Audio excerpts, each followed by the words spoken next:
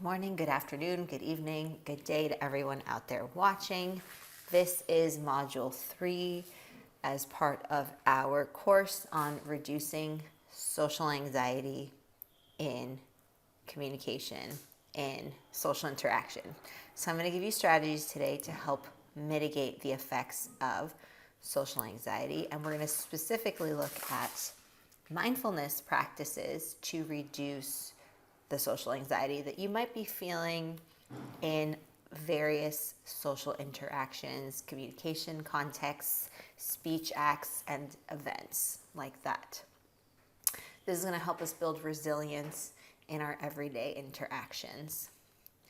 Okay, so let's start with what mindfulness is. So it's essentially being in the moment of whatever you're doing. It's not thinking about the future or thinking about the past or thinking about, something that happened. It's about putting yourself in the present, okay, without any judgment, and really thinking about the here and the now, which is a lot harder to do than you might anticipate, especially if you are somebody who has anxiety.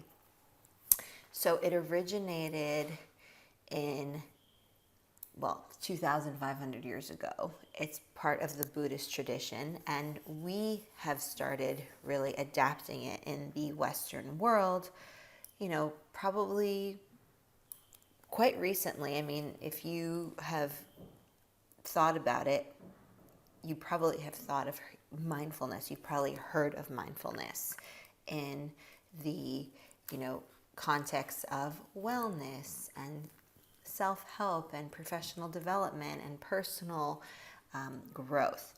This is certainly a buzzword from today. And, it's really about putting judgment outside of your thoughts, not keeping that focus on you or, worrying about something or having anxiety about something, but really just letting go and not striving, just accepting the moment, accepting the situation as is without trying to change it or anything like that. That's essentially mindfulness in a nutshell. And we're going to look at it in the context of reducing anxiety around social interaction so that you can feel more confident communicating with people. So, in terms of the science behind mindfulness, regular practice of mindfulness, regular mindful practices shrinks the amygdala, which is our brain's fear center, and the prefrontal cortex, which is responsible for reasoning and, these kinds of things, grows even stronger. So we're actually strengthening our prefrontal cortex. And then it also reduces cortisol, which is stress related. And if you have lower cortisol levels, you're going to have fewer physical stress symptoms like that fast heartbeat, tensing up in your muscles, sweating, these kinds of things. And research also speaks to this. Studies show average 30% reduction in anxiety after a couple of weeks of doing consistent mindfulness practice. So the key word here is being consistent, developing a practice, developing a system. Okay, so mindful breathing is one thing that you can do, focusing on your breath and being really cognizant of your breath, paying attention, and then whenever your mind wanders, try to come back to the breath.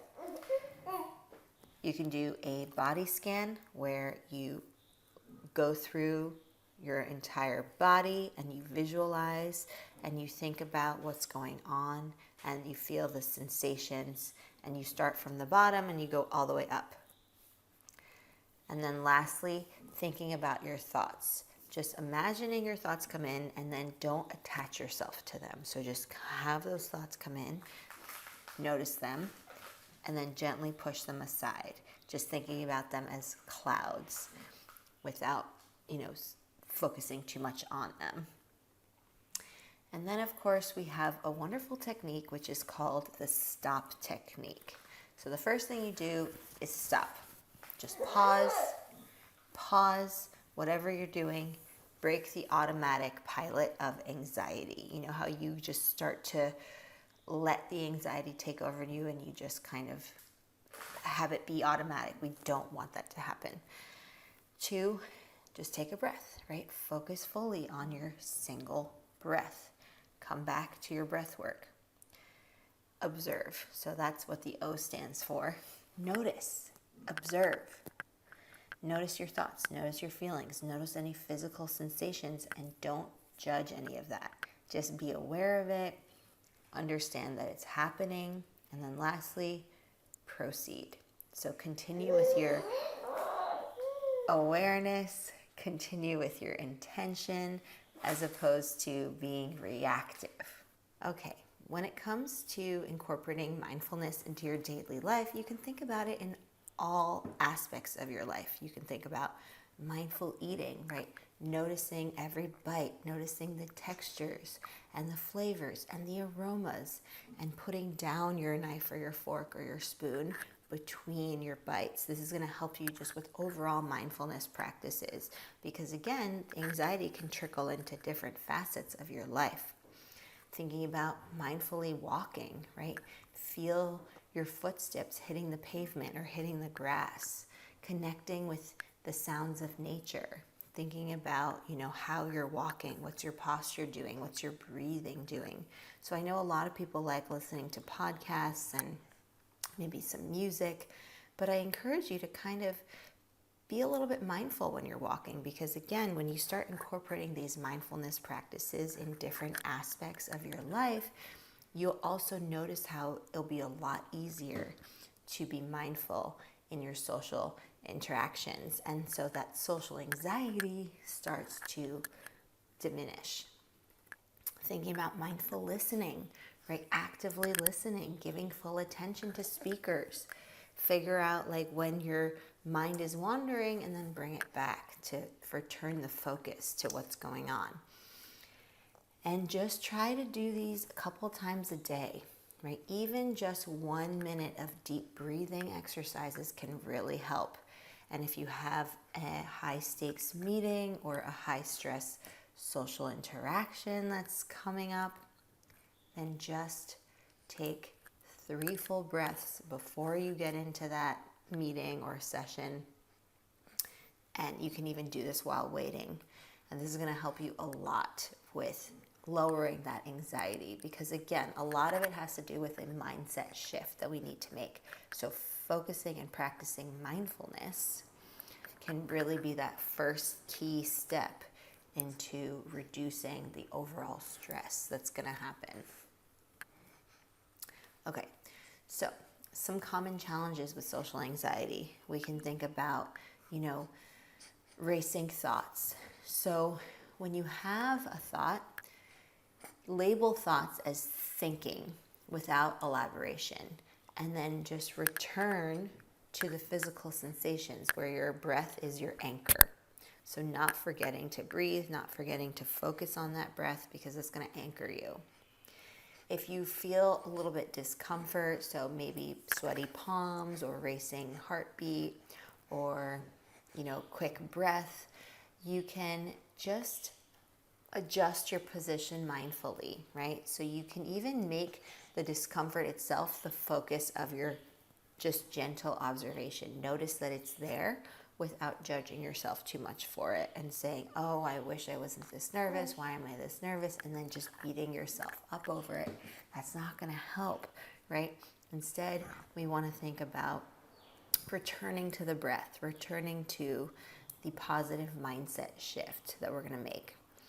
And, another thing that can happen is you want to do these practices, but you're inconsistent about them, and then they're not going to work as well.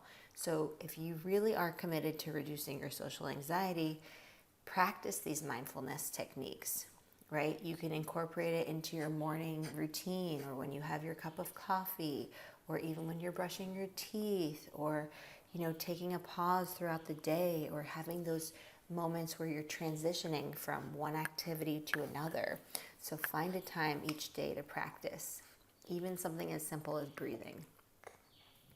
Okay, so with mindful communication practices, try to ground yourself before speaking. So this is really easy. It's just taking a couple of deep breaths while you're feeling your feet grounded on the floor and, feeling rooted in your stance, because this is going to activate your parasympathetic nervous system. It will reduce symptoms of anxiety, so that grounding breath is going to work wonders.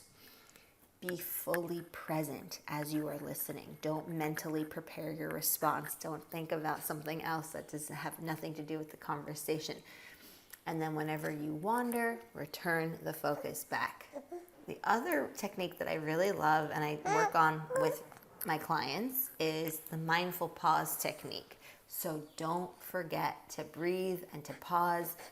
And it's okay if there's silence. Just take that pause, a deliberate pause, before responding. You don't have to jump in when somebody asks you a question. Just take a moment, pause, and then you can thoughtfully respond. This is also going to help you reduce that anxiety. It'll help regulate your nervous system, and you won't be emotional about things as much because you're taking the time to just center yourself and pause before you respond. So please try that one out for sure. Okay, so you have two options here with the personal mindfulness plan. The first is identify your triggers. What situations, professional or social, tend to spark the anxiety? Is it meeting your new clients? Is it talking to your boss, giving presentations, making tough decisions? And then select some personalized techniques. So choose maybe 2 to 3 mindfulness approaches that really resonate with you. And then you can match the approaches to the triggers so that you have, a clear system for what you're going to be doing. Then create implementation cues. So you can link practice to existing professional routines. For example, before you open your email, take 3 mindful breaths. And then lastly, track your progress so that you can see how far you've actually come and notice any patterns, notice any improvement, and make some insights about your interactions. The other option is option 2. So you can start by tracking your progress. So keeping just a simple communication log or journal. Then create a set routine. Set specific times in your calendar. For a lot of people, morning and evening work best. And then choose the methods that resonate with you on a personal level.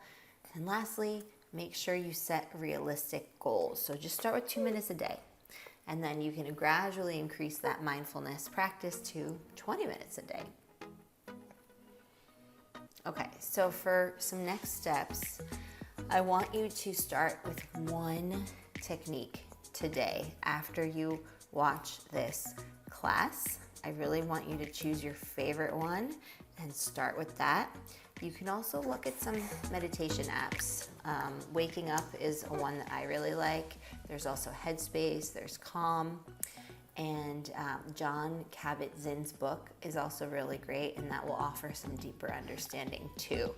And lastly, you can always join Explearning Academy community, and for those of you who are in the community, we have lots of great sessions. We have the ability to interact with each other, and you also get the self-paced study so that you can do it on your own pace.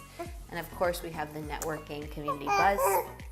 We have the networking community buzz space, so that's where you can interact with members and set up your own calls and meetings and casual interactions. So the more exposure you have to interacting, the better you're going to get, the more confident you will be, the more mindful you will become. And so over time, confidence goes up, social anxiety goes down. So that's really wonderful. Okay, so your mission for this week is to practice a grounding technique before your next high stakes conversation. And then I want you to report back into the Academy, in Explearning Academy, and share your wins. What were some of the challenges? And then that's going to help you prepare for your next social interaction. All right. Thank you so much for joining me. I can't wait to see your insights in the community, and keep up the amazing work.